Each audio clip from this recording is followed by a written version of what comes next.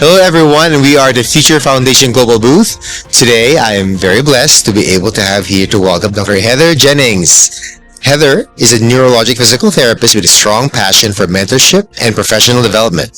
Heather is deeply involved in neuro residencies and fellowship education and is committed to supporting clinicians as they grow into confidence experts and future leaders. Not only that, she just recently completed a term of service as a director for APT National, as well as serving on a super long list of component leadership that I won't even go over. But please, everyone welcome Heather. Hello, Heather. Hi, I'm happy to be here. I gave you such a big long list of things that I said about you, but is there anything else that you think our audience would love to know about your passions, about the things that interest you as a physical therapist? I think that I got into physical therapy because I thought I wanted to work with dancers. And the thing that I love about physical therapy is there's so many things that you can do. And my path went totally different into neuro, and I didn't expect that. And then it went into leadership, and it just has taught me that there's always something for when you're looking for a different challenge or a way to grow. And APTA has helped me be able to do that and navigate that path and network through it. May I ask what setting you weren't working with professional dancers? What kind of population did you end up working with? My very first job, I ended up on a neuro ICU in a stroke unit, and that's what started my neuro passion. I didn't love it in school, and then I just felt like I was there when people's lives were catastrophically changing. And then ended up moving on from that job into a spinal cord injury unit. So that's the population that's most close to my heart, and I've spent over the last decade with that population. But that must have been so meaningful to see that change and be a part of that change for them, right? Yeah. So I wanted to go ahead and just share with our audience that a lot of our audience is from the Filipino PT International PT community, and they may not be familiar with the concept of post-professional physical therapy education. Now, I don't know about you, but it's been a long time for me.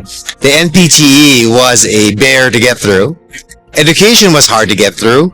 But you're a DPT, but now you're saying, wait, there's more learning to do? What exactly is a PT residency? What is a fellowship? And how going through one or both can benefit a person's career, opportunities, and growth? Residency is kind of...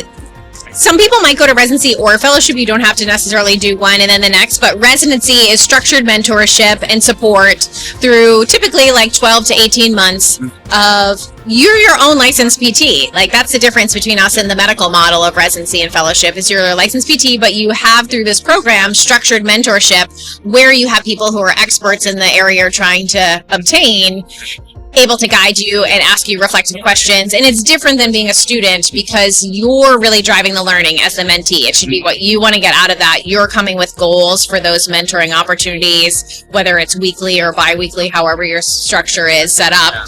And then they're there to challenge you and make you think. And I think the beauty is it's not just developing like a right answer, and that can be hard for people, but like figuring out what are all the possibilities and all the things to think about and how to problem solve with each patient that's in front of you. Sorry, I was going to say there's a book that says iron sharpens iron. So that's what it sounds like you're doing as a resident mentor. What do you call that person? So I helped start the VA residency for neurologic physical therapy. We've been a decade and have been a mentor for that. And so I've mentored in acute care, acute rehab, and outpatient in our program. And then there's also fellowships, and those are more specialized. So it's more in like a subspecialty. So that may be a more niche area of practice, but they also exist for things that aren't traditional clinical. Like there's residency fellowships where if you want to go into teaching in academia, you can do a fellowship to become a better teacher. And if you're not interested in a PhD, actually CAPT changed it recently. So if you go through a residency fellowship, faculty fellowship, you count towards the CAPT requirement for PhDs. So it makes you even more able to get a job because you're now went through 1 or 2 years of training to be an expert faculty teacher. Wow. That is so interesting that there's so many career pathways. You have to commit for, I'm hearing 18 to 24 months. Fellowships, I think, are typically longer, but residency, ours is 12 months. Yes. Mentorship, I keep hearing, is a major theme in your work. How do you think the approach of mentoring clinicians particularly those in neuro practice, because that's a very, I think, very distinct kind of setting. Why is mentorship so critical for developing, in the same way, future leaders in physical therapy? I think for all residents, the thing that I really like to bring to residency is supporting them in their confidence and creating a space where they feel safe to say that they don't know the answer to something or that they're challenged by something. And at the end of residency, the thing that most of my residents come away with is like, I expected to get better at clinical practice. I didn't expect to change so much as a person and a professional and be confident and talk to my patients and thinking about all the other possibilities of where they could go and what they could do. And I think that's something that's really unique of taking the residency path to board specialization versus just studying for the test. So that's what we keep talking about. Why is our future foundation, distinct? And we said, if you're talking about technical knowledge, there's already a lot of organizations that do that. But I didn't even realize that, say, a residency mentoring program can give the leadership part that is really key in driving change at the patient level, at the organizational level, at the advocacy, and even at the national level. So thank you for that. So I would like to ask, for clinicians thinking about the next step in their professional journey, how can they explore residency and fellowship training? How can they be more involved in this? What's like a solid step that they could take? Well, the first step would be go to ABPTRFE, the American Board of Residency and Fellowship Education. I'm sure that they do. Yes. So they oversee the accreditation of those programs. So they have a list of all the programs, and it's run similar to the US PT programs in that there's an online application for most programs, and what do you call that? like PT Cast. PT Yeah, Cast. but it's for residency and fellowship. So you can go through there. Also at events like this, there are like meet and greets and sessions for people who are interested in residency fellowship to meet with different programs. Some of the programs that exist, like our VA has a booth and it has a list of all of the programs. So figuring out where you might want to go, what you might want to specialize in. I was gonna say, so the Northeast, the Southwest, West California, there's like different programs all over the country, so there's like choices for everyone. Yeah, and then it's also, you can look at what you want to get out of the program. Some might be heavier in research, some might be heavier in teaching, some might be heavier in like rehab technology. So what do you want to get out of that? Ours, we have especially like some opportunities for adaptive sports, so that pulls some people in. And then there's different structures. So looking at what's the right pay for you versus is there tuition or no tuition and those kinds of things.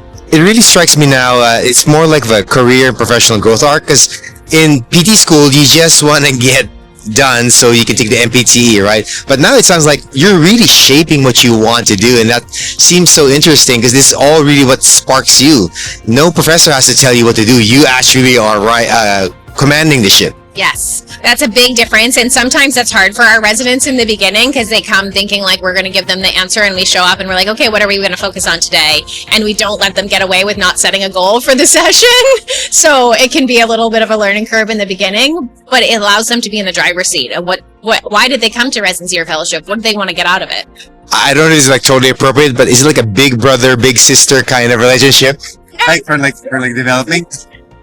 So thank you so much. We learned so much today from you about residencies and fellowships. We are ending most of our interviews. Just one silly question I have. I don't know if you're aware, Disneyland is about 500 meters that way. So the question I've been asking every interview is, if you were a Disney character PT, who would you be and why? Oh, I would be Cinderella because I keep everything like clean and orderly and like keep things working. Yeah. Don't make me look down if there's like a glass slipper in there. Right? So once again, thank you so much. We thank Heather for spending time with us. And if you'd like to learn more, I will put in the chat the ABPTRFE website so you can learn more about residencies. Thank you, Heather. Hey, thank you.